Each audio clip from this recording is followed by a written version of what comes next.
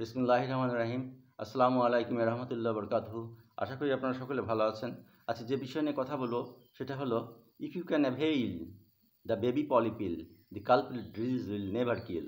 অর্থাৎ এই culprit disease হলো ischemic disease, heart attack, stroke. পৃথিবীতে প্রতিদিন 50 থেকে 55,000 মানুষ এই ডিজিজে মারা যাচ্ছে।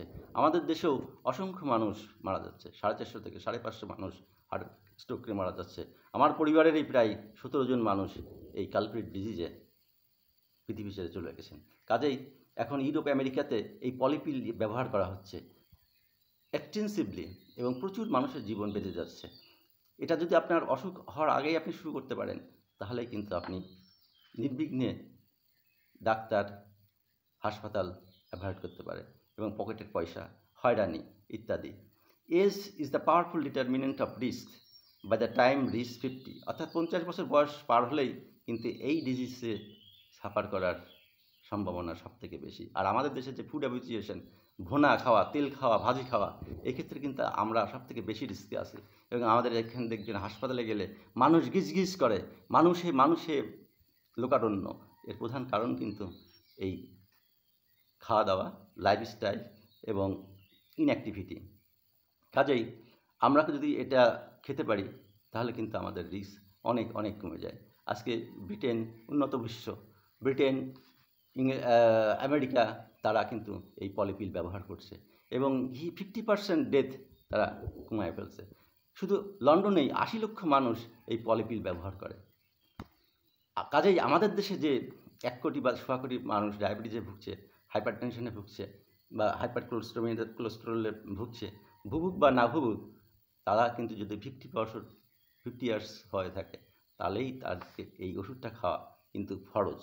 এবং এটার পলিপিল বলতে আমরা কী বুঝি? পলিপিলটা হলো 2টা বা কমপক্ষে 2টা ওষুধের কম্বিনেশন। অর্থাৎ অ্যাটোরভাস্টাটিন, যেটা কোলেস্টেরল কমায়, সেটার ইউজুয়াল ডোজ 10 থেকে 20 মিলিগ্রাম, আর হলো অ্যাসপিরিন 75 মিলিগ্রাম। অর্থাৎ যদি আপনি 5 গ্রাম বা অ্যাসপিরিনের অর্ধেক 35 গ্রাম প্রতিদিন খাওয়ার মাঝখানে খান, আপনার কখনোই হার্ট অ্যাটাক বা স্ট্রোক হবার সম্ভাবনা থাকবে না। এবং এর সাইড এফেক্ট নাই বললেই চলে। 0.1% সাইড এফেক্ট, আর এটা আপনারা নিশ্চিন্তে খেতে পারেন।